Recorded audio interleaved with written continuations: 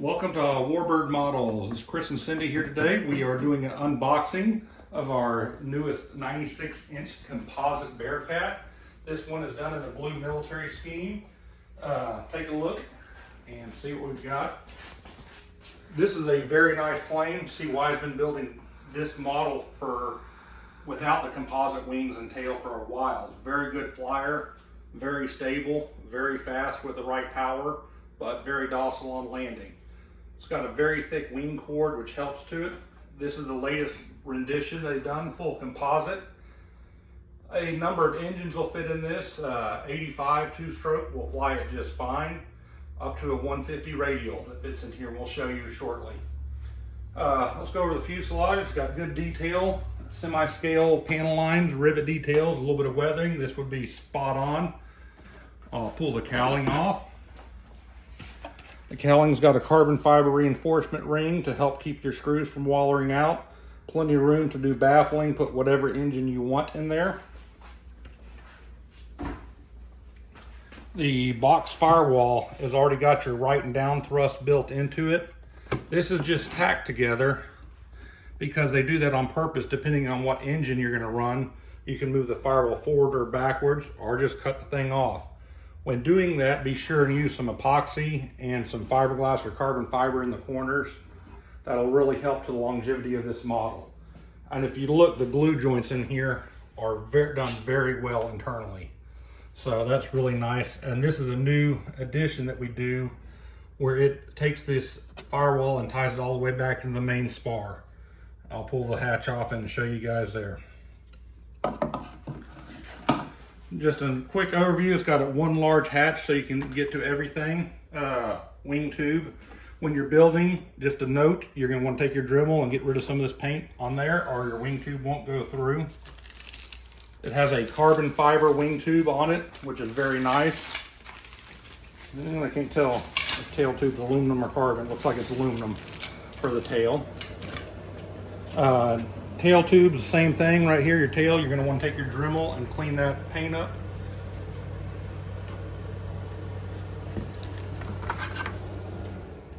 That's a flat, that'll go over there.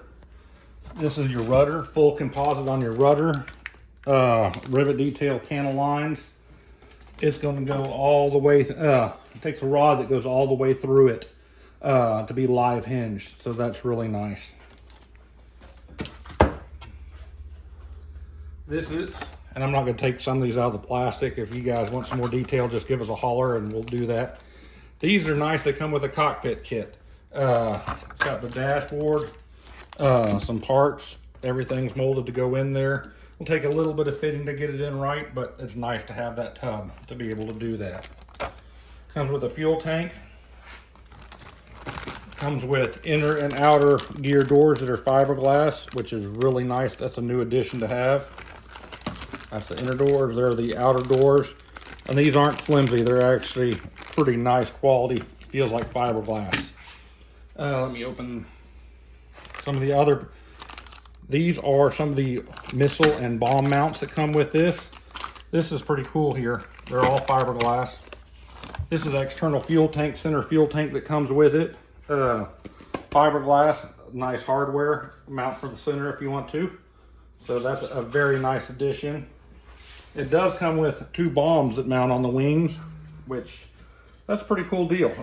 Very scale, so not too bad. And something neat, this comes with some rockets. Hey, put some decals on here and you can really scale these up to hang them off the wing, would be super cool. We'll go for the tail. Tail that comes with this is full composite. It's Airex built up, so it's designed so that you can, on this one, you can put the servos in the tail and your servo arms go right here. They come with control horns that go on the surface. So you have a dual one on both sides of a ball link. Now they are longer, so you have to cut them to fit and high saw them in, depending on what you want to do.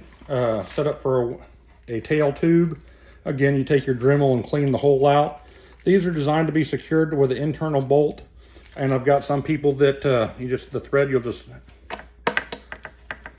and this This is actually a real bolt in here, not nylon. We've changed from that because the nylon's kind of chintzy. And the sleeve is actually carbon, which is nice for the tail tube. So, pretty good detail on the tail. Rivet lines, panel lines. Got your trim. Very nice quality. Pull the hatch. When you first get your kit, be very gentle with the hatches due to paint and transport. You don't want to break these latches off. They seem to do pretty good, but you just got to be careful the first couple times. These have been sitting in a container. Good quality hatch. Your cockpit kit will set right in there, so no problem at all. Let's show you the inside.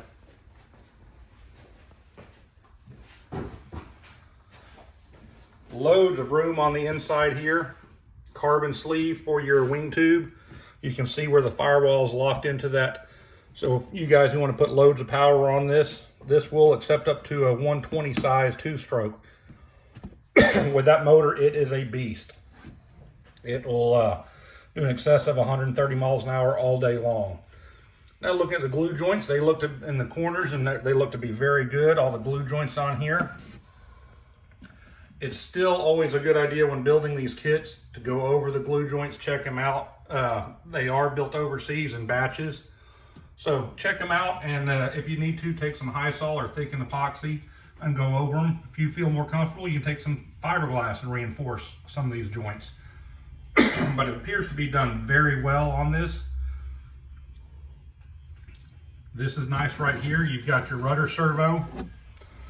A neat setup so you can either put elevator servos up here or in the tail. Depending on what engine you use, you may want to put them in the tail or you may want to put them up front.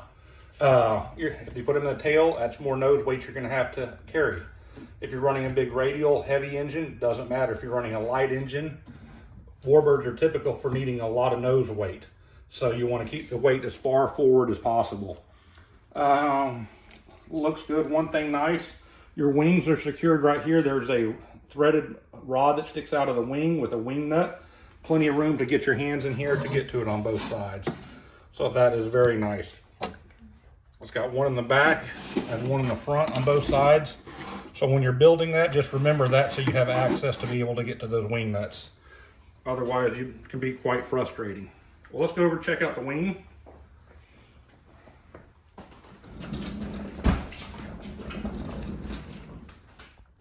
The wing on it is a full composite flap. It's got molded in detail. I love the I don't know what you call that, the wavy ribs. Very nice, set up for your dual control horn. To put in first class. It's already pre-drilled for your hinges. They come with hinges, work very well. If you're going to be pushing this thing 130 plus miles an hour, you might want to change them out to an aluminum or to a heavy duty Robart hinge. But they seem to hold up very good. I like that wavy scale detail.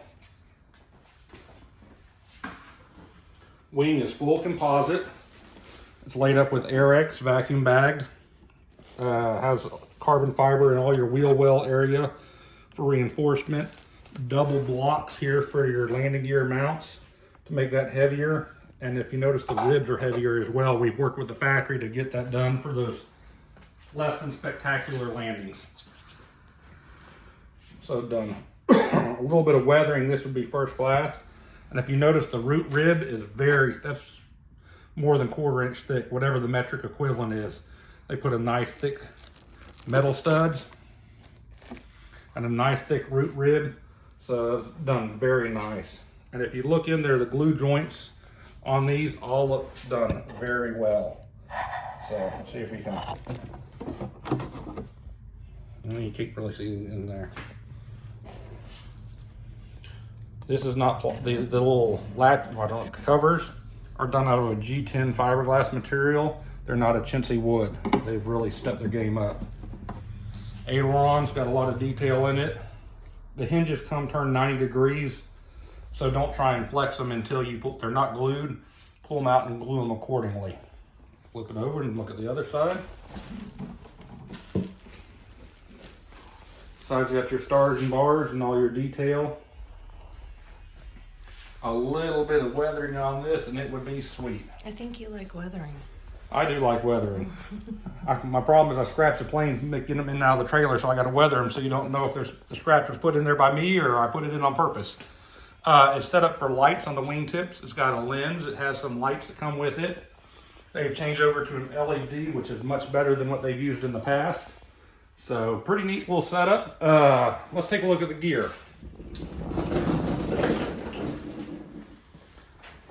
The gear that comes with this is going to be made by JP. It's got their heavier duty controller they came out with. Very nice aluminum scale struts. Nice heavy duty wheels. A tail wheel retract. These seem to work fine. The aluminum could be reinforced a little bit on the sides here.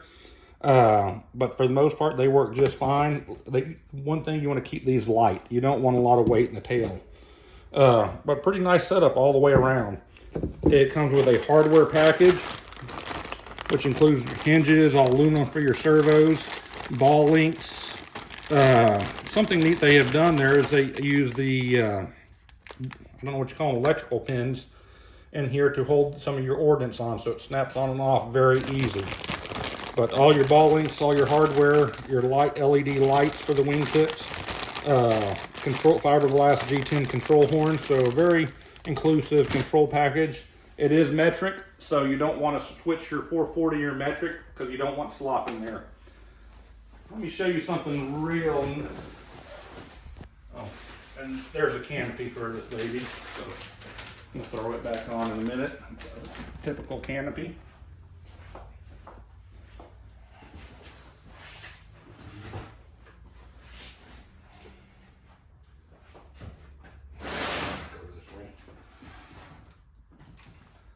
This is something neat. We're now NGH engine dealers. They make a first class 150 radial.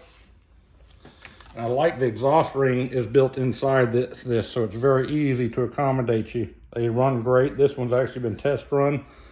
Here you go, check this out. This is nice. Plenty of room all the way around to put that in. And that thing makes gobs of power. You'd still want to put some baffles in there just to help on a radial on a hot day, but just super cool. And I know your 120 twin 2-strokes will fit in here, but you have to have the angled plug adapters. And my buddy down in South Florida at CH Ignitions has those adapters to put the smaller angled plugs in if you need them, just to keep everything within the cowl. That's what we've got for today. We've got a few of these in stock and a few different paint schemes. Give us a shout at rcwarbirdmodels.com or on our phone. There, we've got a pretty good website. If you have any questions, shoot us an email, text us, call us, carrier pigeon. We'll get you taken care of. Take care.